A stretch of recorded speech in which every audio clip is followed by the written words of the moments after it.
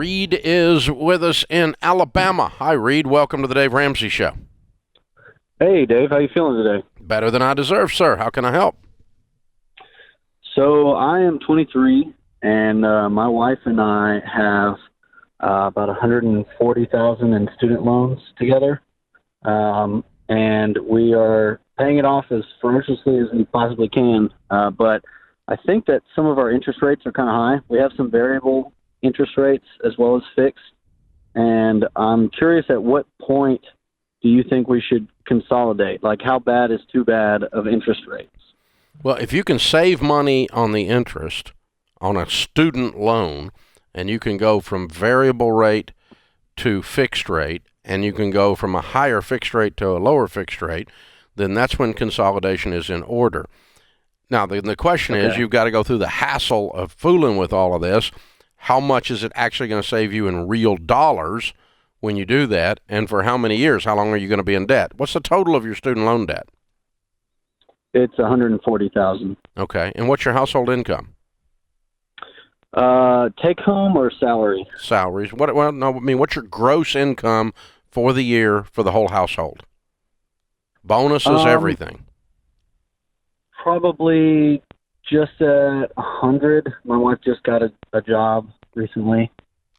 So probably about 100. So in the coming 12 months, you guys will make $100,000. Yeah, and then taxes out of that, obviously. I understand. Okay.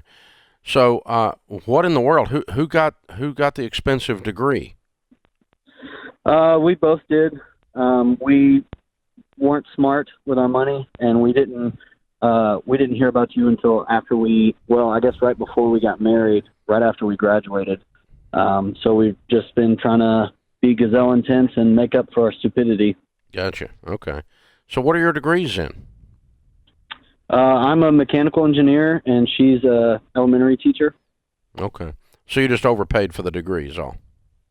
Yeah. Okay. Pretty much. Okay. All right. So we got $140,000 to clean up, making $100,000, and so I just do big numbers around here. So if you did $50,000 a year for 3 years, you'd be debt free. Yeah. So during that 3 years, and that's beans and rice and beans, and you're not having any life, and you're probably hoping to see some increases during that time to actually make that work. So you have a 3-year journey at least, maybe a little bit more. Now, if you save 1% on $140,000, you save $1,400 a year. If you did that for 3 years, of course, you wouldn't have that much out for 3 years because you're reducing it every year.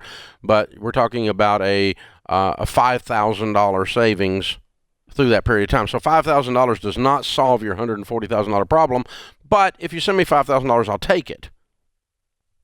Yeah. So it isn't the answer to the issue. The answer to the issue is beans and rice and beans.